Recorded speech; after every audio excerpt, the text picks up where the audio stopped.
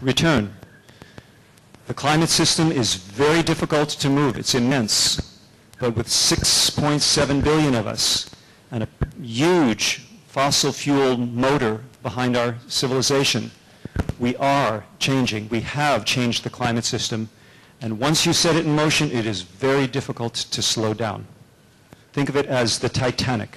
We need, with all our might, to be leaning on that rudder to avoid hitting that iceberg. This is the last photograph we have of the planet from outer space, I believe. I'm not sure what the pinging is, but we'll put up with that. This was a gift from NASA to the world. It's the most published photograph in history, I'm told. And I always show it to challenge my audience. Can you see the atmosphere of Earth?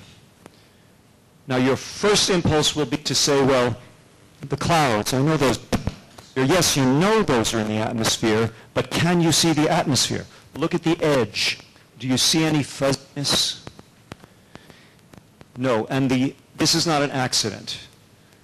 The ratio of the atmosphere of Earth to the diameter of Earth is about 1,000 to 1.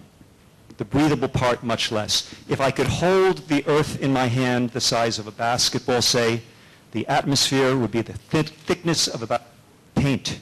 That's it. Do you know the air we breathe, the oxygen in the air we breathe, must be constantly replenished or we would asphyxiate, we would suffocate. In the long form of my presentation, I speak to that point also because we're challenging the lungs of the planet, both by annihilating the forests and the phytoplankton in the oceans. Here's a photograph which shows you a little bit better the dimensions of the atmosphere. But if you look at the very slight curvature, imagine how far down you would have to go to complete that circle. Very small resource, and we are changing it. We have changed it. The evidence of the we have made are patently obvious now if you examine the ice of Earth. Mount Kilimanjaro, the symbol used in Ernest Hemingway's famous short story, where it stood for the undying love, the snows of Kilimanjaro, have existed on that mountain in glacial covering since human beings walked erect on the planet. About 160,000 years, give or take a few thousands. Well, in 1970, when the melting had already started,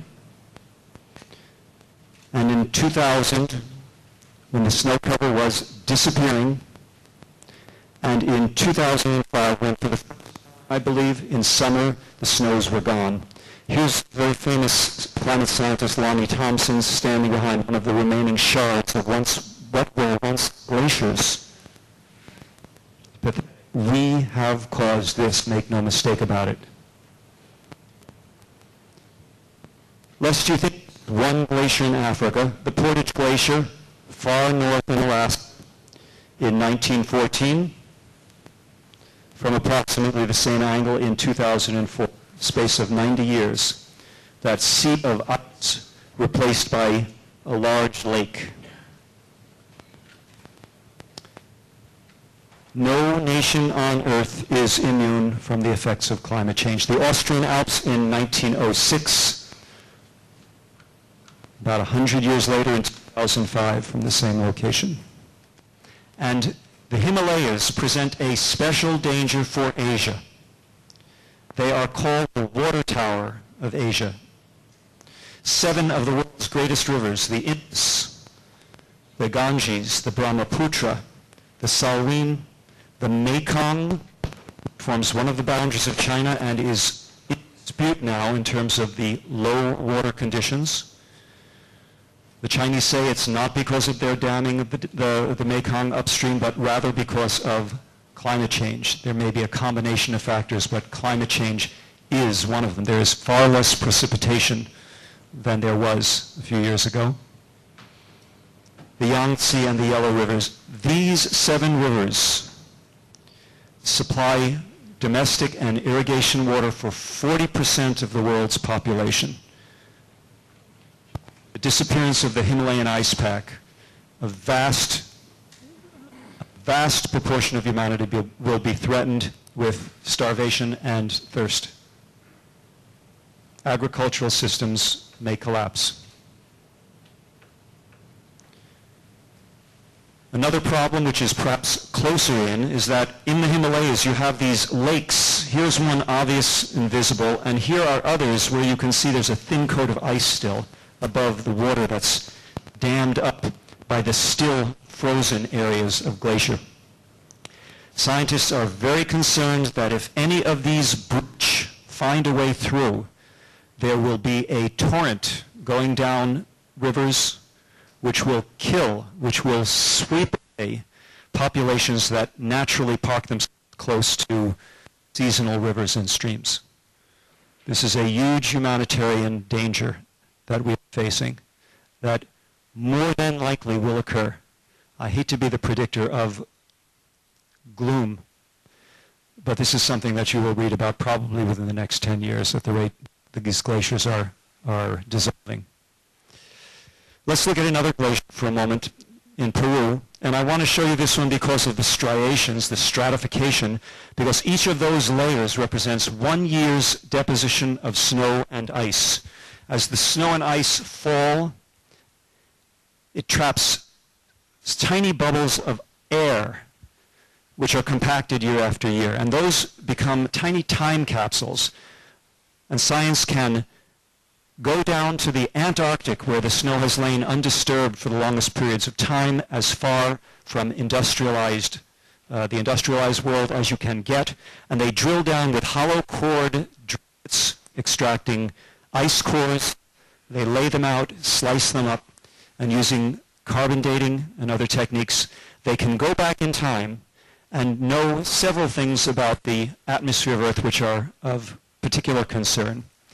Those bubbles have given this record. Here is present time at 0 and age in years back 800,000 years. And what you're seeing is the record of relative levels of carbon dioxide in the atmosphere for the past 800,000 years. This is measured in parts per million, but just look at the relativity. Never in 800,000 years has it gone much below 180, just keep that number in mind, and never in that time has it gone above 300. It's never quite reached 300, about 290 something is the maximum it's ever gone. So that's band, 180 to 300 has been it through 9 ice ages. The low points, 1, 2, 3, 4, 5, 6, 7, 8, and there you're seeing the 9th. Okay? Let's compare that with the record of temperature over that time. Now, how can you tell temperature from a bubble of air? There are 2 isotopes of oxygen, and the relative abundance of those 2 shifts the warmth or cooling of the bubble. So by extracting that bubble and dating it and measuring the relative abundance of these 2 isotopes of oxygen, we have gotten this record. Now, for a moment, for you financially astute people, take a look at them as if these were stock charts. And tell me if there's any relationship between those 2 graphs. The correlation is astonishing. Now, I teach statistics, and correlation does not necessarily mean causation. In Japanese, I always have to tell my students, sogo kankei and inga kankei, and they're not the same thing. Did I get it right? The Japanese speakers in the audience? I've taught Japanese students in Hawaii, where I live. But when you have a correlation this strong, it's incumbent upon you to look for any causal factor, and the causality is quite clear. The science tells us there's no doubt that there's something going on, a causal factor as well. But of more concern, where are we today? We have to add on to the graph, because the current level, Dr. Noble, you actually underestimated slightly, because as you said, it is increasing. And this figure may also be an old figure, but the latest figure I have is 389, almost 390 parts per million. Again, 300, the all-time high for 800,000 years, 300, say 390, 30% increase since the Industrial Revolution. This line is virtually straight up and down. This is a 100,000 year period. This line is straight up and down. We've done this in 150 years. We think we are clever. A Rinpoche who attended one of the conferences, one of the press conferences I put on at the United Nations Climate Talk in Copenhagen, when it was his turn to speak at this press conference, he said, the problem with people is that we are clever